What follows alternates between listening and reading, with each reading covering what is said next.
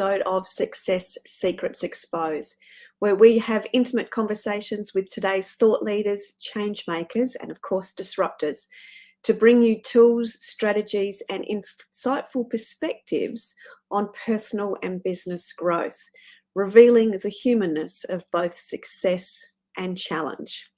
I'm Sally A. Curtis, Content Repurposing Whiz. We work with brilliant individuals to help them leverage their existing content through engaging and bite-sized visual content. What we're best known for is turning books into 2 years' worth of dynamic social media posts. We provide a done-for-you service that amplifies your impact because you are sought after, sold out, and become the obvious expert in your industry. Now, I'm really excited to be sharing a very heart-filled conversation with you today. Our topic is a mother and son's journey with Down syndrome. And I've got a beautiful guest, Wendy Hooton, who is a Down syndrome's advocate, speaker, and author. Through healing, hope, and lots of humour, Wendy recounts her story of her son's unexpected Down syndrome diagnosis while offering support and resources for others. She's committed to highlighting the worth of people who are differently abled. She has 18 years' experience volunteering with a non-profit organisation, and she has strong ties with her community and supporting other families. She balances this work with a demanding career, always maintaining the focus on her most important job, raising her son, Matt. Wendy lives in Utah. She lives a life of wild and unplanned adventures while entertaining her hilarious son. So please help me welcome to the show, Wendy. Hi. Good morning, good afternoon to you. I keep doing that this morning. Well, good morning to you. Good afternoon to me. Yeah. And good afternoon, good evening, and good day to everybody else. So thank you. I've been super excited to be able to share you and your adventures with Matt with our audience today. I think it's such a awesome story. So thank you for spending some time with us. It's really much appreciated. Well, thank you for having me, Sally. I've been super excited. We've been waiting for this moment for a few months now, and I'm excited to be here. So it's an honor. Thank you. Thank you. You're very welcome. I would love you to sort of start at the beginning, if you can. Tell us a bit of the backstory, and then we'll share some of the adventures as we move through our interview today. Okay, great. I was 23 years old when I had my son, and I had an easy pregnancy and, no sicknesses or anything. And then a pretty easy delivery as well. And then just 3 hours after he was born, I was surprised with a Down syndrome diagnosis. It was unexpected. And at 23 years old, and back then, 32 years ago, I had very little exposure to people with Down syndrome. So needless to say, and unfortunately, I was experiencing all kinds of emotions. I was all over the place. I went from being angry and sad and confused to grieving and, trying to find the joy. And he was born 3.5 weeks early. And so he had some jaundice. So he was in the NICU for a little while. So he had to stay in the hospital. Other than that, he was pretty healthy. He was born with a small hole in his heart, which healed. But those first few days, I stayed in the hospital with him. And because he was my only child, my first child, and I was so young, I just did. I tried to find all of these imperfections they were telling me that, were the symptoms of Down syndrome. And I couldn't find them. All I saw was this little baby. But at the same time, I was terrified. I was terrified of our journey, of his future, of my future. And I realized all I could do is, love him and take it one day at a time. And when you were in that hospital, I can only imagine, as you said, sort of the fear in the unknown. How did you go about, I suppose, arming yourself initially with the right information? Was it just delivered to you by the medical staff, or were you, because it was, as you said, it was sort of 30 odd years ago. So what was that experience like for you? Well, back then we didn't have the internet or, all of those resources. All I had was the people that, the nurses that came forward, sending local representatives into my room. So that I had a couple of people come and talk to me. I did have one person come in and tell me that, if I didn't want him, it would be completely understandable if I gave him up for adoption, because there were people out there that wanted these babies. And so that just caught me off guard as well, because I wasn't expecting that. He was my baby. So, but I really didn't have the resources that's one thing that's really come a long way since then. So, but, all I could do was kind of try to reach out to the organizations that I could find, but I had to get there. I had to be ready for that. Yeah. And I speak to that, I'm sure we'll talk to that about my book in a minute, but I do speak to that in my book. So. Yeah, no, I'm happy for you to sort of elaborate onto that. I know we were just talking about you've actually written 2 books, so if it's relevant to sort of bring that into it now, let's talk about that, and then we can talk about the adventure side of things as we move through. Okay, well, so I've always wanted to write a book, and I've been keeping track of these stories that my son, circumstances that he's put me in, and how I had to work through them in 32 years, and there have been many. But when I started to write my book I had a totally different plan. It was a book that I was going to, and I'm still going to do it, a co-author with him, kind of make like a children's book, a superheroes children's book. And so, but during the pandemic, and just, as you're working from home and you're online a lot, and you're seeing all of these social media posts from these new parents who are coming forward and, sharing that they're having these same emotions that I experienced, that was a light bulb went on for me that, while so much has come along, I mean, we've come a long way since I had my baby, but those emotions tend to still be there. So I felt the universe guide me or tell me that I needed to share my story. I needed to show these parents, kind of be like a crystal ball into their future, is what I like to think, just show them that, what, it's okay. Go ahead and feel the emotions you're feeling right now. You are not alone. And those emotions you may be feeling, there's no reason to feel guilty for feeling them, because you're not alone. But as time went on, I'm sorry, I just had a brain cramp. I call it menopause brain. But as I continued to watch these posts, I realized that these parents, could benefit from my story. So that's when I started to compile all of these circumstances that I have been put through into a book.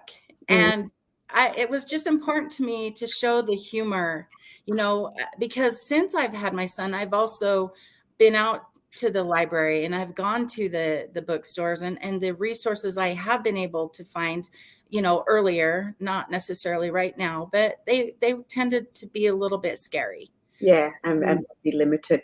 Now, I'm just going to give the audience some context of why we're giggling a little bit when we talk about this book. So, to reframe, Wendy's actually got 2 books underway. She's got an anthology book, which is called Becoming Strong. So it's a little bit more about the book's called Share Your Brilliance, and her topic is about being strong, becoming that strong woman. The reason we're giggling about the book as it relates to the journey of Wendy and Matt is because the title of the book, and this will give you an indication to the adventures, the title of the book is called Big People Don't Pee in the Park. Which will set the stage for some of the stories and some of the adventures that we're going to come across. And if you have the chance, and when you've got the chance, do jump onto Wendy's website, which have just put into the chat, because there's a beautiful bio on there of Matt. And I was actually going to ask you, did Matt actually write that? Because I have cried and laughed just reading those few lines, and it just, I suppose, amplifies the joy that obviously has come through all of the turbulent adventures you seem to have. Actually, he did help me write that. I made him sit down with me and told him he saw my website and saw the picture that I was putting up with him, and just said that, I want to introduce him to everybody and how cool he is, and what do we want the world to know about him. So yes, he did help me write that. Yeah, beautiful. And for those that are a little bit, I'm going to tantalize you a little bit more. We have a green belt in karate. We're married to Katy Perry, and we do dance moves and quote movies. But I'll let you elaborate on that as you go through. And then at the very end, he says, and oh, by the way, I've got Down syndrome. So worth a read. It's incredibly inspiring. So without any further ado, I will pass it back to you, Wendy, to share some of the stories of perhaps about how the book title became about. It's probably a really great place to start. So, as I'm sure you can guess, there is a chapter in the book called Big People Don't Pee in the Park. And it's a story about we were at the park one day, and as most children do, he waited till the last moment to tell me he had to go to the restroom. And he come running up, and so we were rushing to find the restroom, and it was locked. And so I turned around and I was trying to get my bearings and find out where the next restroom was. And I found it. But as I turned around, all I could see was his little bottom. He had his pants pulled down and he was peeing in the bushes. And I guess when you got to go, you got to go. Yeah, absolutely. But I instantly reacted, Matt, stop. Big people don't pee in the park. And as soon as I said that, and I shared it with some work colleagues the next day, we realized, hey, that would be a great name for my book. And this was like 25 years ago. So it just kind of resonated. So, yeah. But as I've been writing my book, the title, just kind of resonates the navigating through the don'ts of Down syndrome. Yeah. And when I say that, I don't necessarily mean the don'ts like we think. I mean, like, don't worry, don't forget to celebrate, don't just don't compare, don't be afraid to reach out for help. There's so many don'ts that came to my mind as I was working on this book, and they're positive don'ts. Don't forget to smile, don't forget to laugh, don't forget to just be happy and find the joys in life. So And I think too, that and the conversation we've had before and that little bit on the website really emphasizes the amount of joy and adventure that you've actually had. Whereas I imagine that back in the earlier days when we weren't as aware of differently abled people and all those sorts of things, it would be, Matt wouldn't have been able to do perceived all of the things that he has gone on to do, just like everybody else does. And I think that to me was what I saw was, the beauty of letting the magic continue, being open to everything. So I think that to me really shows how the joy and the effervescence of this, adventure that you've had with Matt has just been quite extraordinary when you've got the right resources and the right people around you to help you see that and come out of the dark of the fear and into that light. So, yeah. Can you share some of the stories of, I suppose, some of the stories that help to demonstrate what people originally think versus what's the reality of the adventure and the joy? Well, Matt's my only child, and I didn't have any parenting expertise other than babysitting jobs. So when I left the hospital, I just treated Matt like I thought I would treat any other child of mine. And as a result, I didn't know or set limitations for him.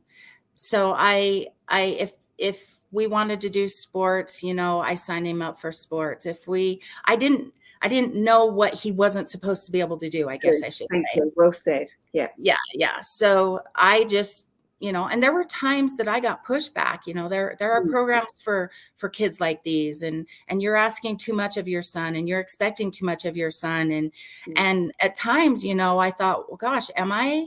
No, he does have Down syndrome. Maybe I am expecting too much, and maybe sometimes I am, but I won't let anyone tell us that. We try it, whatever it may be, whether it's karate, whether it's soccer, whether it's, you know, riding a bike. We try it first. And if it works, great, we've succeeded. If it doesn't work, we just move on. Like with any child, Yeah. you know, that's what I have learned is that, and it's actually my friends who have told me that, you know, I would be upset because he had done this or I had experienced that. And as I was sharing my story with them, they would be, you know, their response would be, well, your child's no different than ours. And I went, oh, well, that's cool. I'm just a few years behind having these experiences. So that's the one thing that I do just want to call out is that those who are differently abled are just like us. You know, they just learn differently. Yeah. You know, so yeah, and I think that's the beauty of it. And that was the word I was searching for. There, to me, when I've read some of the stories and we've spoken before, there was never any limitations. There could have been, but there wasn't, because of just the way in which you've approached it. And I think sharing that knowledge in that form of that crystal ball for others is such a beautiful gift to the rest of the world. So yeah, thank you very much for sharing those. So tell us some of the adventures as you've got, I suppose, Matt, into school and into those early years. So if we can just sort of talk about the journey that you've had over the sort of in 10-year increments, I think that would be very insightful for the audience as well, and how that helps you become that stronger woman too. Well, when he started school, again, I didn't know what he wasn't supposed to be doing. So, of course, I just put him in school, and I wanted him to have the same education that I had and that every other child is getting. And sometimes I would run into challenges just in getting him that education. Speech was really important to me. I wanted him to have speech therapy in as much as he could get, because in my mind, way back then, I was seeing clear to the future. He was going to need to communicate with people. And yet at the same time, speech was something that I was getting a lot of pushback on. Academics, I wanted him to be able to read and write. And, you know, he struggled with numbers, which is not unexpected for somebody with Down syndrome. So I didn't push math because in my mind, I can't do math. There's always a calculator, and now we have our phones. And so, you know, there's a way to get around that. But it was important to me that he read and write. And so when he started going to school, the push for inclusion was starting. Yeah. And so I tried to jump on that train. And then I realized that it didn't fit for Matt. So I could either have him in a classroom with 30 other children, you know, learning what they were learning and he wasn't learning, or have him in his special education class where he could learn his reading and writing, and then push him back into PE and art and drama and all of those classes for the inclusion piece. Yes. So that's what I chose to do for us back then, and even throughout, you know, his middle school years and his high school years. And the special education teachers and teachers in general, they were amazing, you know, for the most part. Yeah. I mean, like I said, we did have our challenges, but he would not be who he is today if it weren't for many of them. So, and he does read. He loves to read and he loves to write. And so I'm just glad that I thought and worked for what was the best for my son. Yeah. Nowadays, I know that inclusion is really, it's really a big focus, and I salute them. I kudos to these new moms who are coming aboard and they're power horses, because there is no reason to separate them if you can get the resources to keep them in that classroom and have that one-on-one aid or a two-on-one aid, so that they can get their education. But inclusion is important because it's beneficial to the other kids as well. And I would like to add to that. So when Rory, my son's 19 now, and was just dashing out the door as we started, and his primary school was an inclusive school, and we had lots of differently abled children at that school, and he learnt a different level of inclusion. He learnt patience, and he became very strong in advocacy. If the other children were being, let's just call it being mean, he would go, no, that he learned from an early age, no, stop it, which is something he was learned at childcare. And I always remember him saying to my nanny, when mum spoke too much, nanny, stop it, she'd get two hands. But that was something he did in that primary. He would do his stop it when the other kids were being mean or picking on one of the other students. So I was really appreciative of having that opportunity, and we didn't choose that school because of that. It was just serendipitous, but it was such a great experience for him, and he's become quite a different child now, or adult now, and has the ability to move and accept anybody and everybody and meet them where they're at, which is, in itself an extraordinary gift for a younger person in this age too. So thank you. Sorry, you've got something. I was just going to say, and kudos to you, Mom. A great job. I mean, he sounds like a good human being, to be able to stand up like that against the meanies or the bullies or whatever you want to call them. So yeah, thank you. He still doesn't see it in himself, but it's definitely there. He's got that very, very strongly advocacy driven, which is amazing, but which is great. Now, on that note too, with Matt, from memory, he's also got employment. No. Yeah. So when I left the hospital, I had these things in mind. Yeah. Matt was going to get a job. He was going to get married. He was going to get his driver's license. He was going to go to college. Yeah. I mean, I walked out those hospital doors carrying that baby, and those were the things that were going to happen for my baby. And just like with any child, as he's grown, our dreams and goals have had to shift. Yeah. And we had some comprehension challenges in the last few years. And as a result, he's not currently working, but I keep him busy. So he's had a lot of volunteering experience that he's done. He's involved in some adult day programs where they go out into the community, and he's involved in an alumni bowling team. So he does that. Yeah. And he, what was I going to say?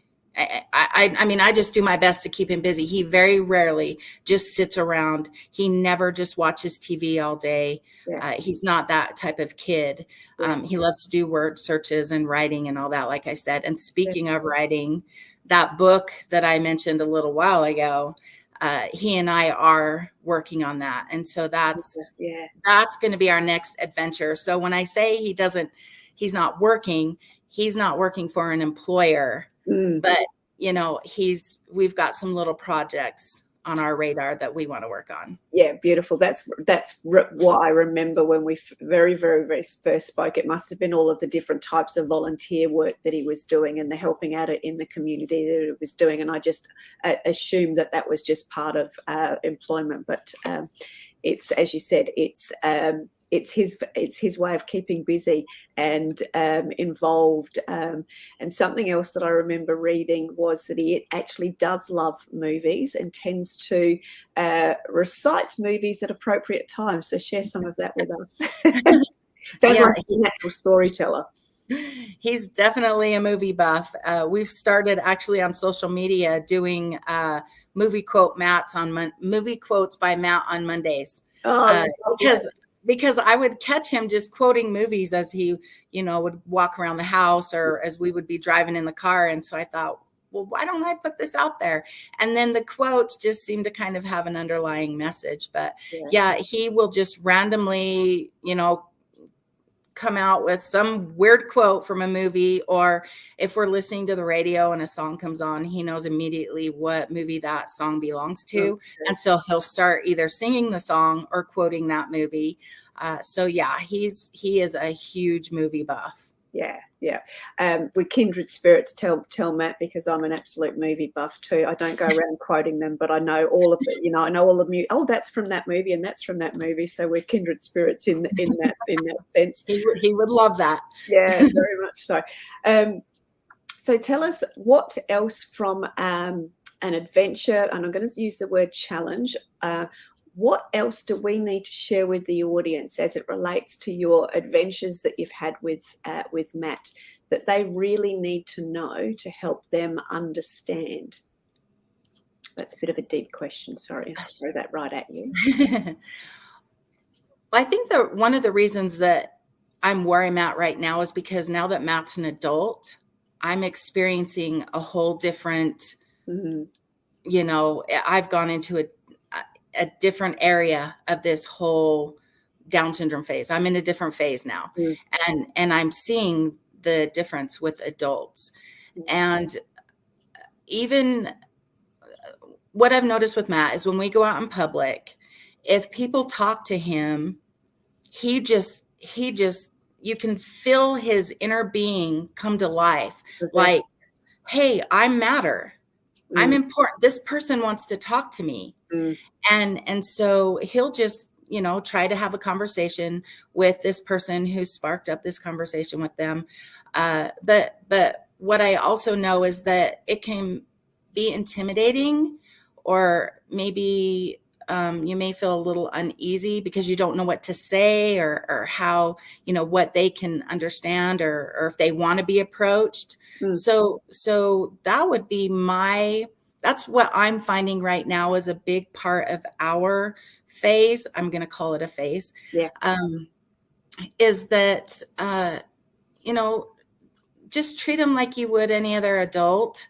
And I promise you, because even me, if I run into somebody else who has some other kind of disability or special needs, and I'm not quite sure how, what to say, I still experience that. So, but because of my son, I will also make a point to communicate with them or spark up a conversation.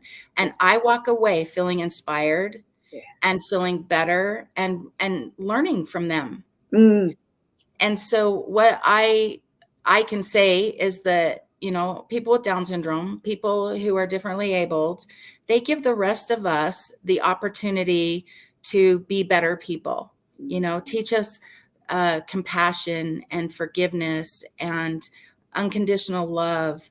And, they have no agenda. Yes. So we can learn so much from them. And at the same time, by taking those few minutes to talk to them, make an impact on them as well. And I think, sorry, I was just going to say that was what I felt when I was reading Matt's bio. And everybody, you've got to go over it to the website and read that. I felt really connected, and I could feel. That was why I asked you when we came on.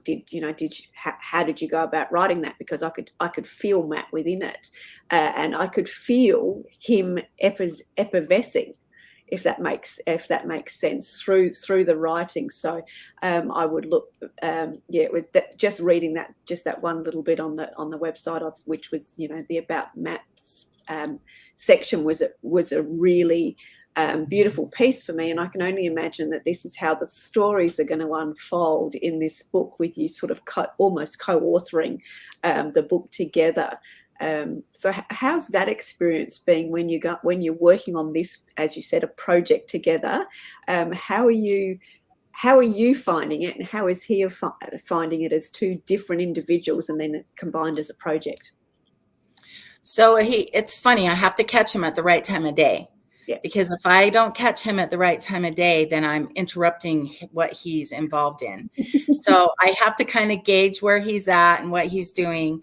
And then I'll just sit him down and I'll say, okay, so you're the superhero guru.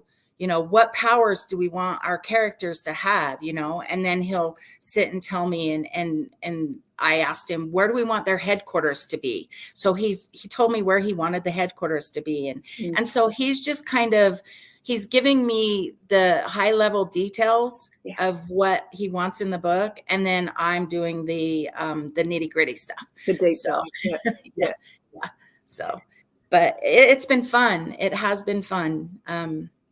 And who knows how long it will be until this one's ready, but it's been fun to do it with him, to include him. Now, this book that I just wrote, The Big People Don't Pee in the Park, I've been getting him ready for it to be coming out. You know, he knows I've been writing a book this whole time.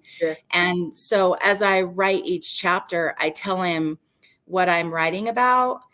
And for instance, I have one chapter that is about when he got caught shoplifting.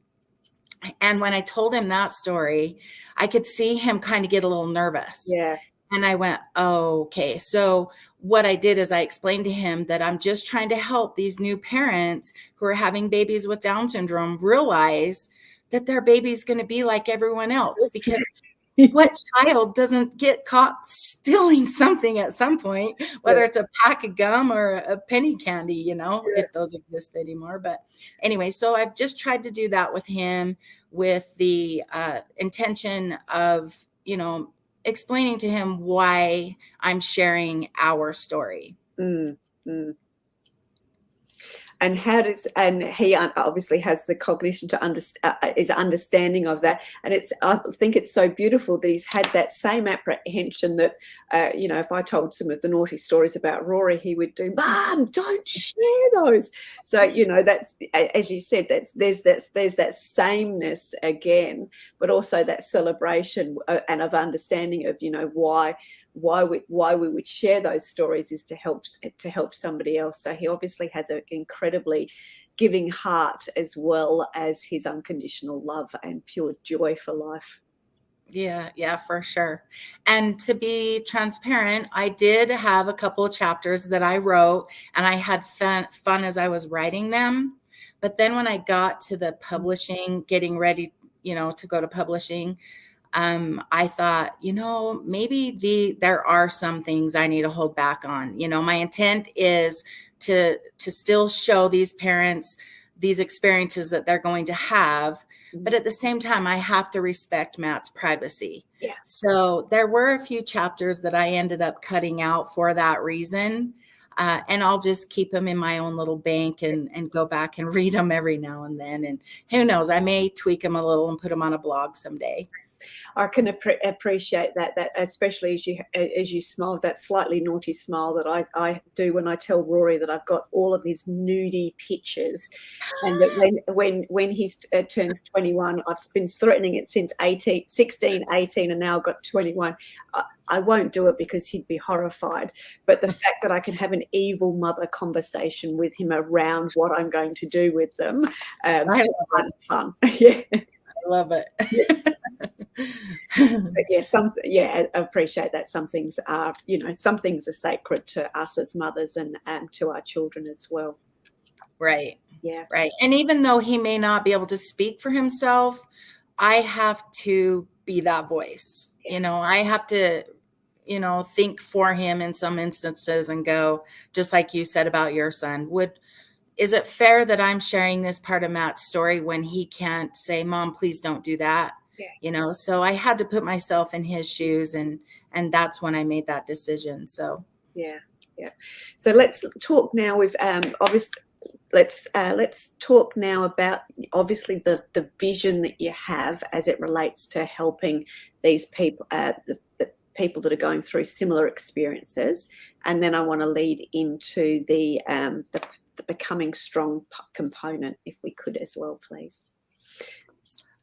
I just want these new parents who are going through this to that's my, first and foremost, congratulations on your beautiful baby. You're in for a world of joy. That would be my first thing. My second thing is just to reassure them that, life is going to be it's going to be crazy, crazy fun, crazy hard. It's going to be amazing.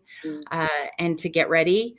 And then also to don't be afraid to be their advocate. They're going to need you. They need our voices. My son has needed my voice. And, be diligent in knowing what's best for your child. Know your child.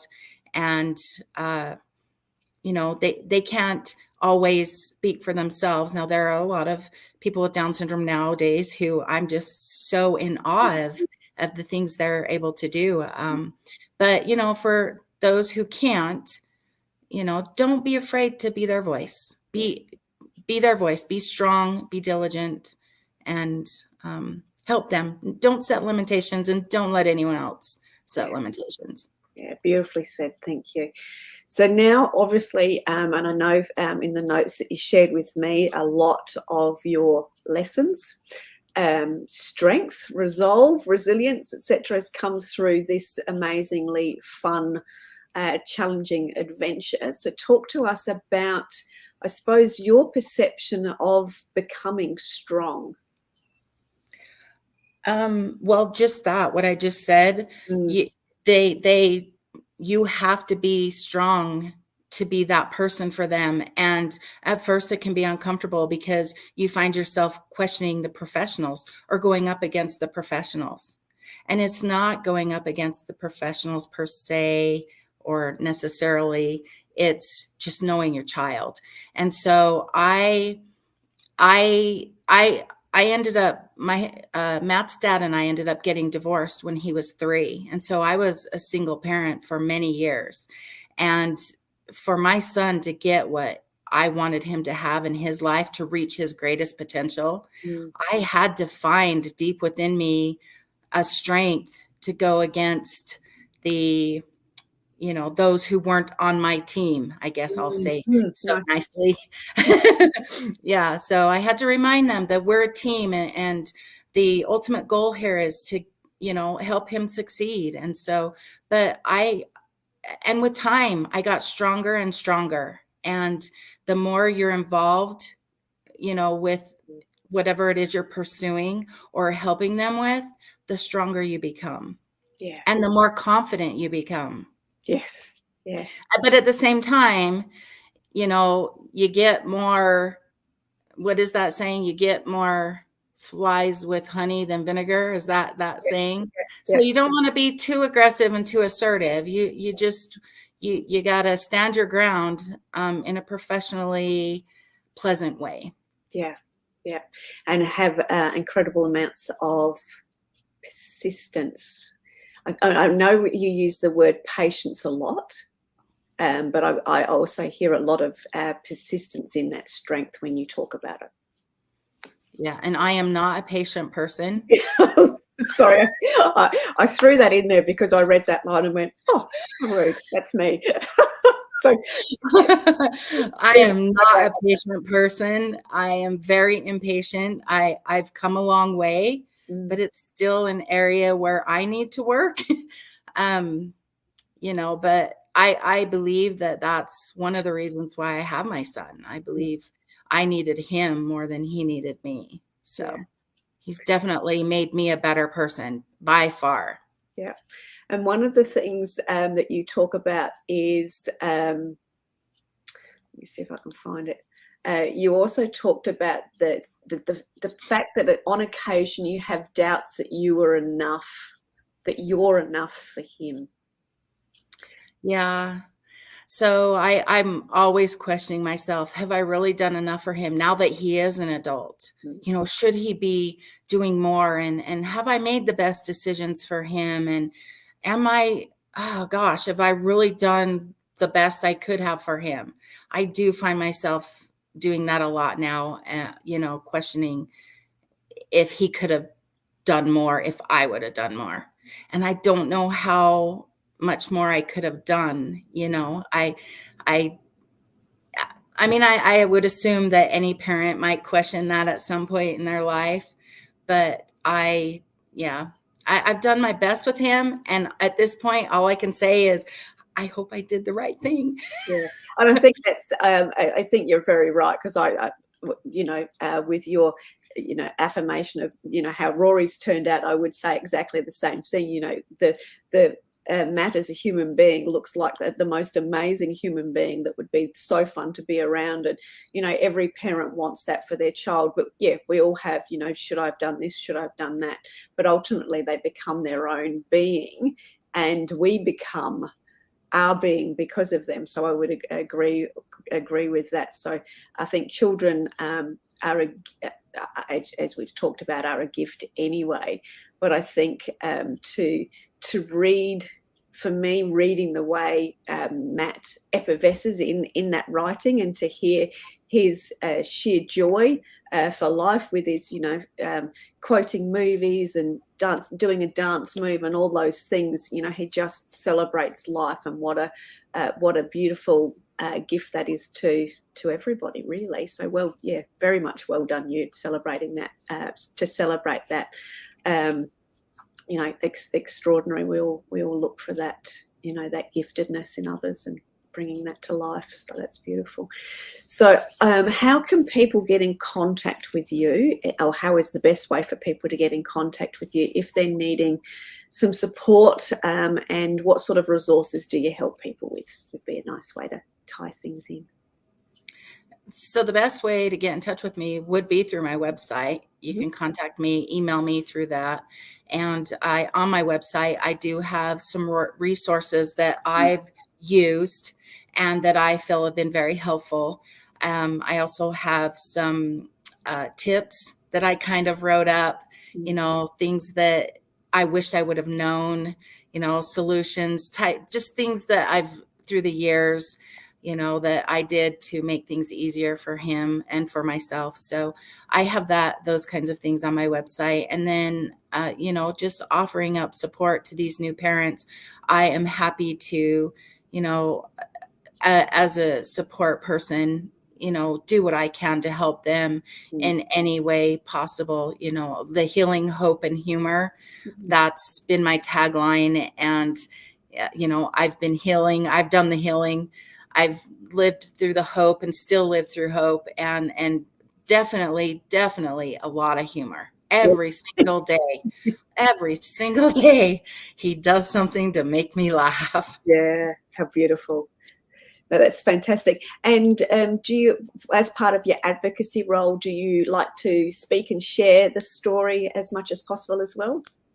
So absolutely. I'm new on this journey. I retired after a 35-year career 2 years ago and started writing this book. And I've been doing some speaking in the last year, which has been an incredible experience. I never thought I'd find myself in this world, but this is something I'm passionate about. I'm passionate about showing the value that these individuals bring to society.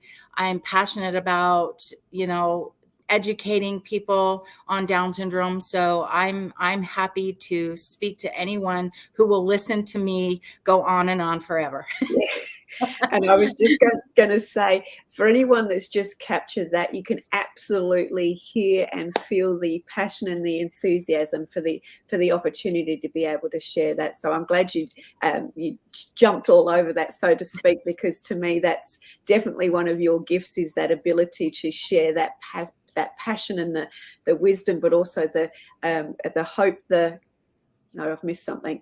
The healing, the hope, and the humor is definitely a great story to be sharing with the world, and a great way to educate and help people understand inclusion and acceptance, and what all of the gifts are that come out of that.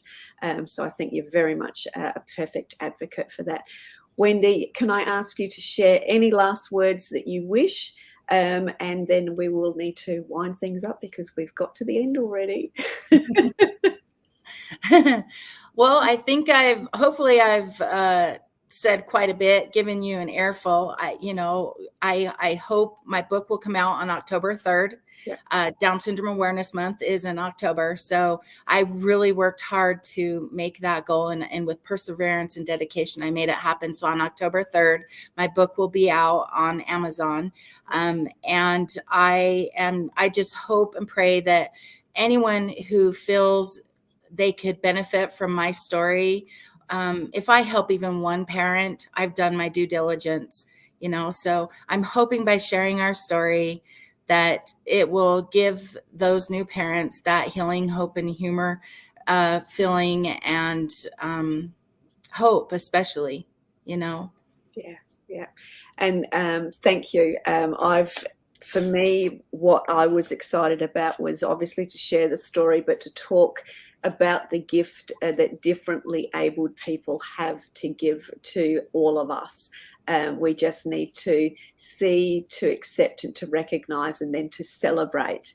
And I think today our conversation has been a great celebration of that, the healing, the hope, and the humor, and just to be around part of this conversation and just listen to the little teeny tiny stories I've got of Matt has filled my cup to overflowing today. So I thank you for your bravery and your commitment to your son in sharing yours and his story. So thank you very, very much, Wendy. Very much appreciated. Thank you, Sally. Thank you for giving me this platform to share our story. I really appreciate it. Yeah, no, my absolute pleasure. So thank you, everybody, for joining us today. Please do check out Wendy Hooton's website. It's wendyhooton.com. Do, as I've said, check out her bio as it relates to the patient piece, because I had a great Google around that. And do check out Matt's bio as well to find out more about his story and his certain charming personality that he has. So again, thank you very much. Do reach out to Wendy. We look forward again to seeing you in another episode of Success Secrets Exposed. Till then, have a fantastic week ahead. Take care. Bye.